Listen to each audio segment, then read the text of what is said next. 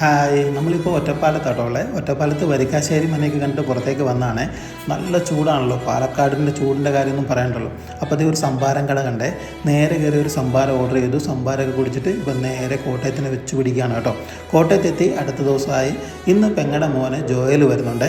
അപ്പം ജോയലിനെ കൂട്ടാനായിട്ട് ബസ് സ്റ്റാൻഡിൽ വന്നിരിക്കുകയാണ്. അപ്പോൾ ബസ് വന്നു, ജോയൽ നടന്നു വരുന്നു കേട്ടോ. അപ്പം ജോയൽ വന്ന മെയിൻ ഉദ്ദേശം എന്താണെന്ന് ചോദിച്ചു കഴിഞ്ഞാൽ ബൈക്ക് ഓടിക്കാൻ പഠിക്കണം എന്നുള്ളതായിരുന്നു. അപ്പം ഞാൻ അവനായിട്ട് സ്കൂളിൻ്റെ ഗ്രൗണ്ടിലേക്ക് വന്ന് ബൈക്ക് ഓടിക്കാൻ പഠിപ്പിച്ചുകൊണ്ടിരിക്കുകയാണ്. കുറേ നേരം ബൈക്കൊക്കെ ഓടിക്കാനായിട്ട് പഠിച്ചിട്ട് ഞങ്ങൾ നേരെ ഇപ്പം ഒരു സോഡാ നാരങ്ങ വെള്ളം കുടിക്കാനായിട്ട് വന്നിരിക്കുകയാണ്. സോഡാ നാരങ്ങ വെള്ളമൊക്കെ കുടിച്ചിട്ട് നേരെ മീൻ കടയിലേക്ക് പോയി.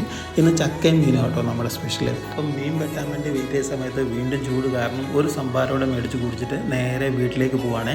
വീട്ടിൽ ചെന്നു ചക്കയൊക്കെ ഇട്ടിട്ട് ചക്കയും മീനൊക്കെ കഴിച്ചിട്ട് നേരെ വേമ്പനാട് കായലിൻ്റെ തീരത്ത് വന്നിരിക്കുകയാണ്. അപ്പോൾ ഇവിടുത്തെ വിശേഷങ്ങളൊക്കെ ആയിട്ട് നമുക്ക് നാളെ വീണ്ടും കാണാം.